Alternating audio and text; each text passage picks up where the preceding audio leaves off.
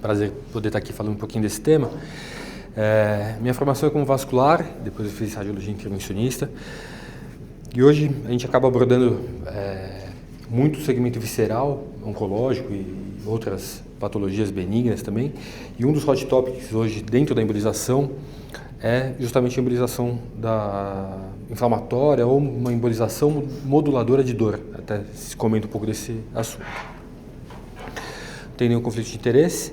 Então, para entender um pouquinho do panorama e por que esse tema tem crescido tanto, a osteoartrose ou doenças degenerativas, elas são doenças que destroem essa articulação, seja o joelho, quadril, ombro, coluna, dedos, risartrose, enfim.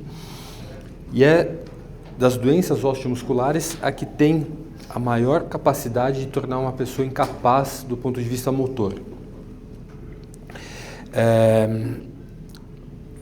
Ela acomete principalmente o joelho, as mãos e o quadril, mas vocês podem observar que é uma doença poliarticular. Então, muito provavelmente alguém aqui, todos nessa sala, tem algum conhecido que já se queixou de alguma dor articular, seja na mão, no punho, no joelho, no tornozelo, enfim. Ela pode causar até 80% de limitações dos movimentos, 25% tem impacto laboral. Esses pacientes eles têm uma recorrência de passar em hospitais para controle de dor, controle analgésico, com alteração de qualidade de sono, saúde mental e até mesmo vida sexual.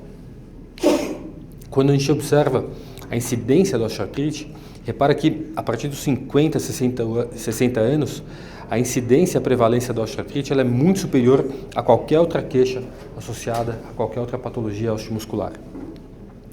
Isso tem um grande impacto, principalmente em atividades diárias corriqueiras que, para nós que não tem um problema articular associado à osteoartrite, acaba não trazendo tanto impacto, ou mencionando, por exemplo, dirigir, trocar de roupa, lavar uma louça, fazer uma compra.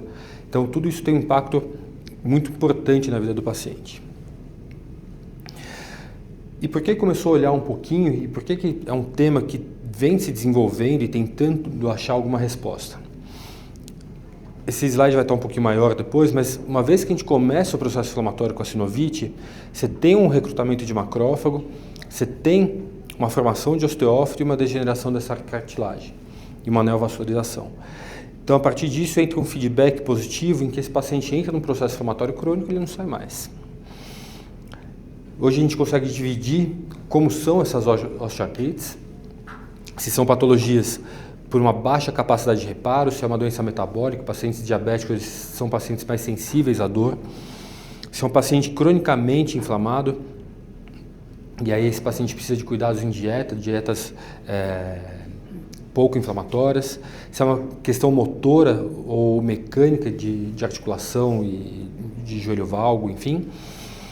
E uma vez que existe uma liberação de uma série de citocinas pró-inflamatórias nesse espaço articular, tem-se tentado descobrir mecanismos para barrar ou parar esse processo inflamatório e parar o processo inflamatório. O que acontece é que nenhuma medicação até hoje conseguiu interromper de forma efetiva esse ciclo. E todos os estudos que a gente tem acabam vindo de modelos animais, que tem tanto uma distribuição de carga distinta como uma evolução de doença distinta. Então, os animais acabam fazendo uma osteoartrite induzida por trauma, diferente dos seres humanos. Então, transpor esses resultados para a nossa realidade acaba sendo muito limitado. Isso é o que acontece. Então, você tem uma articulação normal, com os contrócitos, a cartilagem, a sinóvia normal, e uma vez que se inicia o processo inflamatório, existe uma erosão dessa cartilagem, uma exposição desse osso subcontral, a formação de uma neovascularização, que é o foco principal do que acontece, a formação de osteófitos e o recrutamento de macrófago. Tudo isso gera um processo inflamatório, uma liberação de citocinas nessa região, que desencadeia e elas por si só também promovem a degeneração articular. Hoje a gente olha muito para essa questão das citocinas, tentando entender ou como parar esse processo inflamatório de modo geral. A gente sabe que algumas delas, como fator de crescimento endotelial, vascular, o fator de crescimento derivado de plaqueta e o fator 1A induzido pela hipóxia, são fatores importantes, Mas talvez o mais relevante, e que não era tão esperado, é o fator de crescimento neural. Uma vez que, tendo o processo inflamatório, você vai ter a neovascularização, ela induz a formação de novos nervos, induzido pelo fator de crescimento neural, e esse, por sua vez, vai induzir uma neovascularização. Então, a gente começa a ter um processo de feedback positivo dentro dessa articulação, levando uma maior sensibilização da articulação e uma maior vascularização. Então, aquele paciente que há 10 anos atrás, 15, a gente olhava como um processo articular degenerativo, hoje a gente sabe que a gente tem uma avaliação clínica com escalas objetivas para avaliar a função, dor e mobilidade dessa articulação, fatores laboratoriais e fatores de imagem, além do estilo de vida. Então, hoje, esse paciente ele se mostra muito mais complexo para a gente tentar determinar qual o caminho que a gente vai encaminhar ele para qual tratamento. O que a gente observa, como eu falei anteriormente, a OARSE é o que acaba norteando um pouco o tratamento dentro da osteoartrite, e até hoje não tem nenhuma medicação aprovada que induza a progressão ou que pare o desenvolvimento da osteoartrite. Então, isso faz com que a gente tenha um gap, um buraco de tratamento, em que esses pacientes eles têm o desenvolvimento da lesão articular e nada faz com que isso cure, a não ser uma cirurgia, uma reparação como uma artroplastia total de joelho. Do ponto de vista minimamente invasivo, antes da gente chegar na artroplastia, existe uma série de tratamentos. Então, a injeção de corticoides dentro dessa articulação, que a gente sabe que tem os seus resultados efetivos, mas são duradouros aí entre 3 a 6 meses. A injeção de viscosuplementos, que dependendo da sociedade, você vai para a sociedade americana, eles têm uma opinião, a sociedade europeia acaba tendo outra. A embolização das artérias geniculares, que começou em 2014, e a ablação dos nervos. Como que se pensou e chegou nessa possibilidade de fazer uma embolização das artérias geniculares? Então, o Okuno, que é quem idealizou, um intervencionista japonês, ele estava estudando processos inflamatórios crônicos, ele viu que existia uma neovascularização. Ele postulou que se fizesse a embolização e fechasse essa neovascularização, poderia ter algum resultado efetivo do ponto de vista inflamatório. Então ele fez a embolização num estudo piloto com 75 pacientes e ele teve uma redução do OMAC dor, que era de 12,2 para 1,7 em 4 meses, e do OMAC total de 47,3 para 6,3. O OMAC ele é uma escala objetiva, com uma série de perguntas que você vai pontuando questão de dor, questão da função e flexibilidade e movimentação dessa articulação. Então você acaba pontuando isso e você vai ter um score. Dentro da OARSE, para entrar como um tratamento efetivo para a osteoartrite, a gente precisa ter uma redução de 50% do OMAC dor. Então, a partir de qualquer terapia que você faça, se você tem uma redução de 50% no OMAC dor e no OMAC total, essa terapia é considerada como uma terapia, uma opção terapêutica para a gente tratar esses pacientes. E notem o quanto teve de redução. Então, a partir de 2014, o mundo inteiro começou a olhar para essa técnica e começou a querer entender se era um resultado isolado ou se a gente teria realmente alguma efetividade no tratamento. Quando a gente começa a olhar os resultados que a gente tem em modelo humano, esse daqui é uma cópia de um desenho, de um estudo que foi feito em modelo animal, em que eles embolizaram joelhos de rato e tiveram uma redução significativa das citocinas pró-inflamatórias e do aspecto macroscópico histológico da articulação. Eles replicaram em modelo humano com 12 pacientes, eles tiveram uma redução efetiva do OMAC desses pacientes, então o tratamento ele foi, sim, bem sucedido do ponto de vista de sucesso clínico, mas quando a gente olha a longo prazo, só o fator de crescimento neural que teve uma redução estatisticamente significativa. Então isso é o que traz a importância do impacto desse fator de crescimento. E uma crítica é que era um N pequeno, de só 12 pacientes, e metade da amostra se perdeu depois de um ano. Então o follow-up final é com 50% dessa amostra. Então a gente não sabe se os resultados teriam sido diferentes se tivesse uma amostra mais robusta. Quando a gente vai olhar para o aspecto de imagem, a gente também observa. Hoje a gente faz a ressonância para todos os pacientes, do ponto de vista pré-procedimento. E a gente observa que tanto o espessamento da sinóvia como a hipercaptação de contraste e pós-embolização, 3 meses pós-embolização, a gente nota que há uma redução dessa captação de contraste nessa sinóvia, bem como uma redução do espessamento. Então antes ela tinha 2 milímetros e passou para 1,2, mostrando um resultado efetivo no controle da sinovite. Outro dado relevante, interessante, que ele trouxe é que quanto maior essa captação de contraste pré-procedimento, pré-intervenção, ou seja, aquela sinóvia que mais contrastava antes do procedimento, pós-embolização foram os pacientes que tiveram uma maior redução na escala visual de dor. Então são os pacientes que mais se beneficiaram, mostrando que tem uma ação realmente do ponto de vista da inflamação. Ele traz uma questão importante, e é o que a gente pergunta hoje, que é a embolização das artérias geniculares não só como alívio de dor, mas que talvez ela tenha um potencial de mudar o curso dessa doença e do desenvolvimento da doença degenerativa articular. Então, quando a gente vai olhar aquela imagem, calma aí, de novo, agora ampliada, observa que a gente tinha a sinovite, tinha a formação dos sintomas desses pacientes, a formação da angiogênese, o recrutamento de macrófagos, essa degeneração articular, causando essa redução do espaço articular, a formação de osteófitos, a embolização das artérias geniculares, ela age justamente para essa sinovite. Então, por isso que existe a hipótese, ainda não tem nada confirmado, mas que talvez seja a única terapêutica, desde que começou a estudar a osteoartrite, que seja capaz de, pelo menos, interromper esse ciclo de inflamação crônica. E onde que a gente vai entrar com esse tratamento, né? Então, o paciente ele começa a ter dor, começa a ter alteração articular.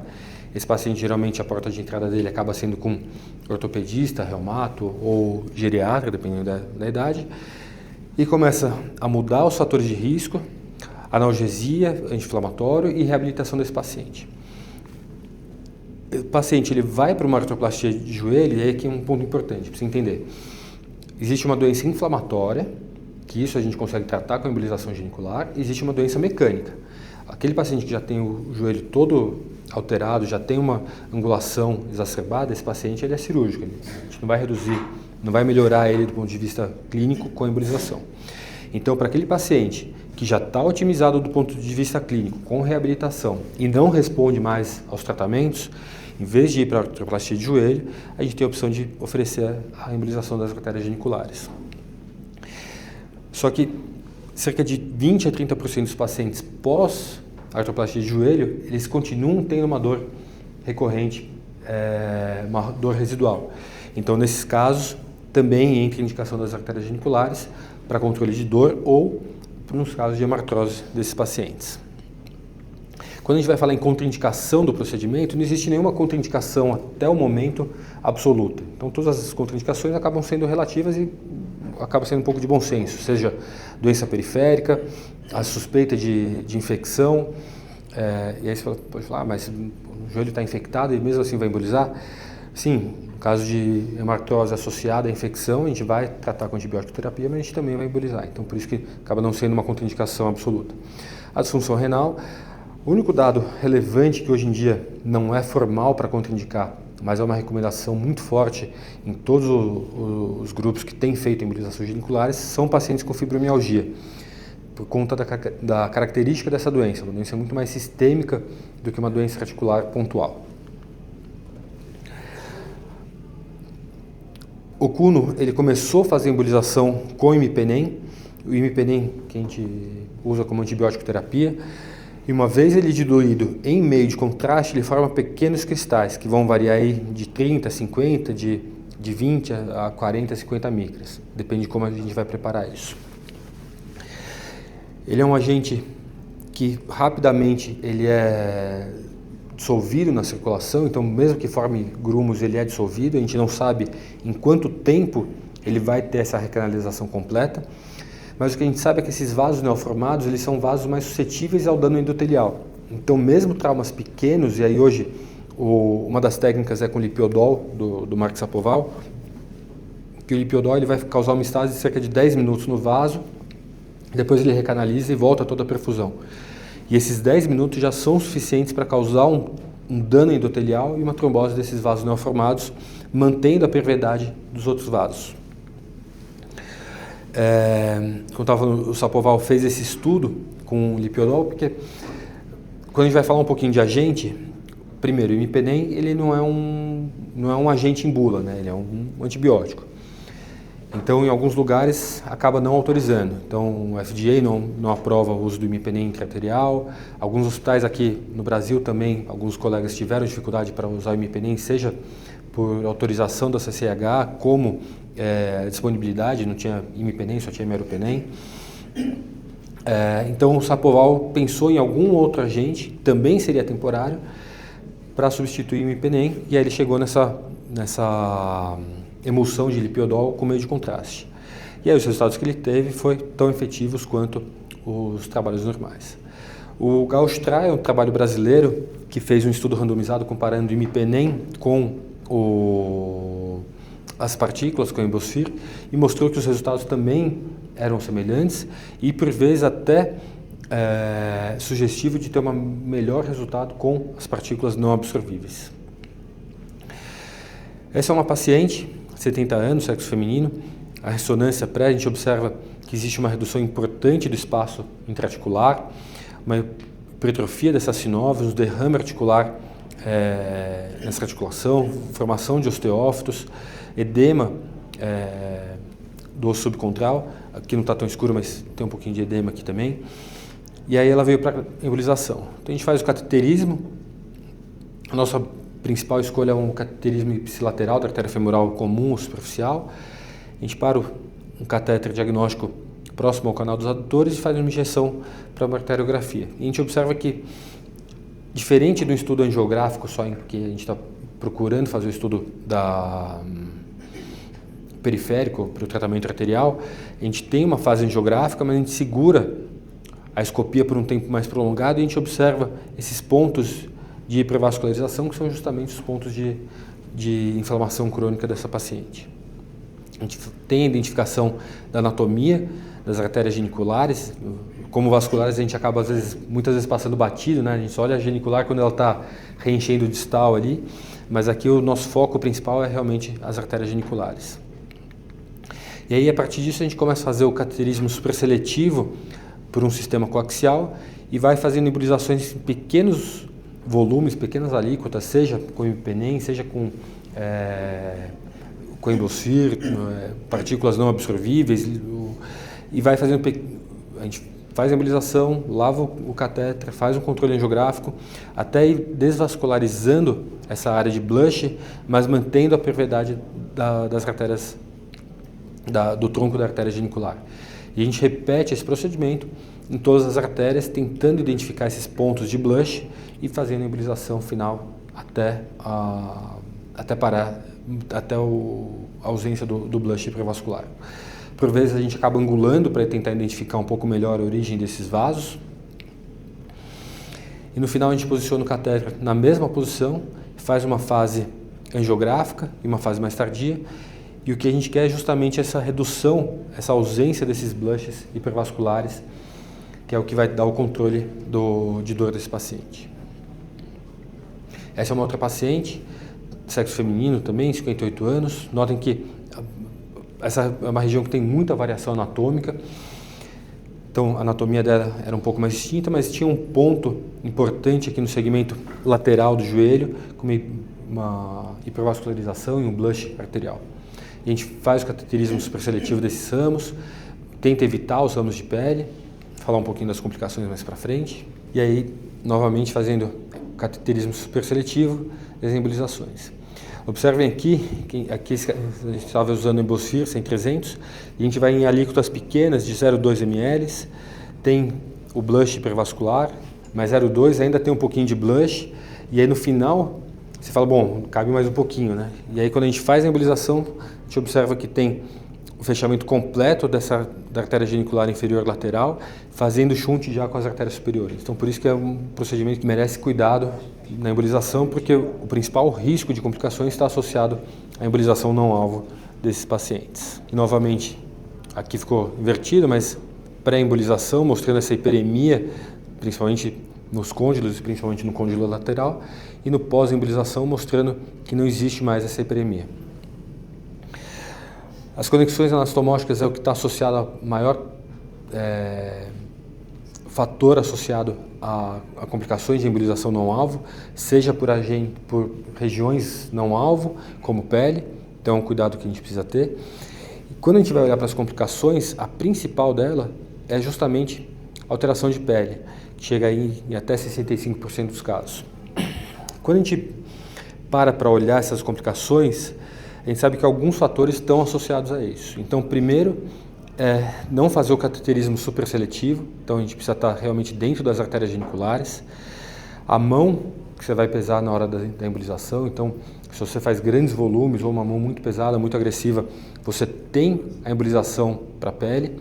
E o tamanho da partícula, então partículas abaixo de 100 micras, elas estão associadas a um maior risco, ou até 100 micras, uma maior taxa de complicações de pele.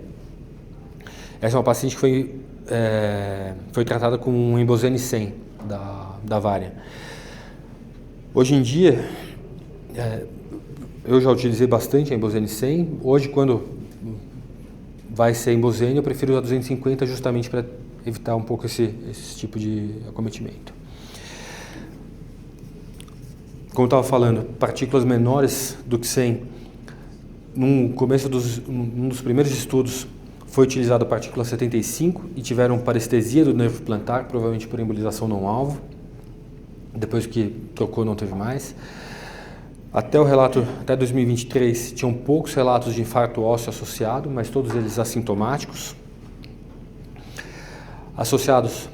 Complicações associadas ao sítio de punção, mas isso a gente está suscetíveis em todos os procedimentos, e uma síndrome pós-embolização. Isso aqui é um dado interessante porque a literatura ela não fala muito sobre isso, mas o que a gente observa é que muitos pacientes acabam tendo uma agudização da dor nas primeiras 48 horas. Então a gente faz a embolização, esse paciente dentro de 24, 48 horas ele tem um agravamento, uma maior sensibilidade da dor, para depois ele começar a ter uma melhora efetiva.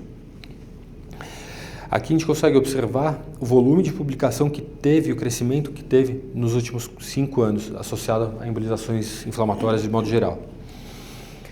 Desde os primeiros trabalhos, o que a gente observa são os gráficos fazendo essa curva. Então o paciente ele tem um baseline de OMAC, escala visual de dor, e passado um mês de tratamento, esse paciente começa a se manter com uma melhora clínica efetiva.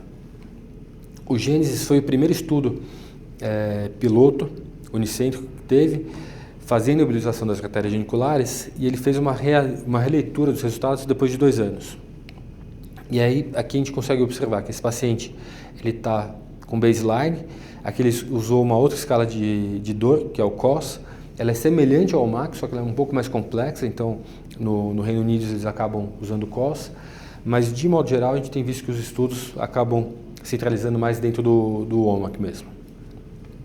E aí esse paciente tem um baseline, ele tem uma redução dos sintomas com 1, 3, 6 meses, e a partir de 6 meses ele se mantém estável aí por até 2 anos.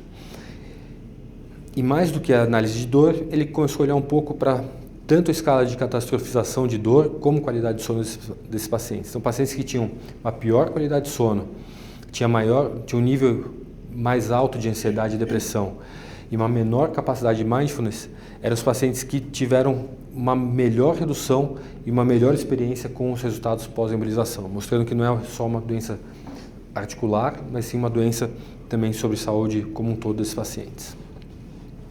As meta-análises e os gráficos que a gente observa são, como eu disse anteriormente, então existe o baseline desse paciente, com 1 mês ele está melhor do que 3 meses do baseline, 3 meses está melhor do que 1 mês, 6 melhor que 3 meses, e essa curva vai se mantendo e sustentando aí por até 2 anos, alguns trabalhos e alguns pacientes nossos aí por 3, 4 anos sem nenhum sintomas.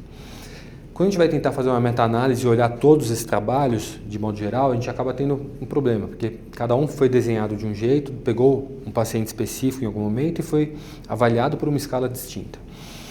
A única coisa que a gente tem uniforme em todos eles, publicados até agora, é a escala visual de dor. E o que a gente observa é que você tem uma redução da escala visual de dor aí de 20 até 50 pontos, que se sustenta por 12 a 24 meses. Esse é um dos poucos trabalhos randomizados com o grupo chão, e aí o paciente ele fez a embolização e um grupo controle. E aí observa que depois de um mês, a diferença, tanto na escala visual de dor como do OMAC, ela é gritante entre o grupo embolizado com o grupo não embolizado. E aí o grupo Sham fez um crossover e a partir do momento do crossover ele acaba tendo uma curva semelhante aos pacientes embolizados inicialmente. Essa outra meta-análise ela traz um outro dado interessante que é esse MCID, em que ele avalia o quão recomendável é uma terapia. Então, terapias menores que 1 são terapias pouco recomendadas, de 1 são terapias questionáveis, e pela análise de todos os trabalhos, todo o MCID está acima de 1, mostrando que é uma terapia altamente recomendável no tratamento de dor desses pacientes. O que a gente sabe desde o começo do estudo do Landers é que pacientes que não controlam os fatores de risco são pacientes que têm uma recorrência mais precoce e uns sintomas mais exacerbados. E quando a gente olha para custo-benefício, o que a gente observa é que a injeção de corticoide é muito mais barato. Mas se você tem recurso para destinar para algum tipo de tratamento articular, a embolização das artérias geniculares é o que se mostra com melhor custo-benefício no controle da dor a longo prazo desses pacientes. Hoje, falando muito de inteligência artificial, tenta-se transpor ou usar mecanismos de identificação mais precoce desses pacientes por alteração de exames de imagem, fatores por biomarcadores, tentar determinar qual é a melhor terapêutica para cada paciente. Hoje, lá no hospital, a gente está com 83 casos e todos eles vão seguindo essa curva também de redução de OMAC total, OMAC dor, rigidez e função e uma melhora de qualidade de vida desses pacientes. Então, como mensagem final,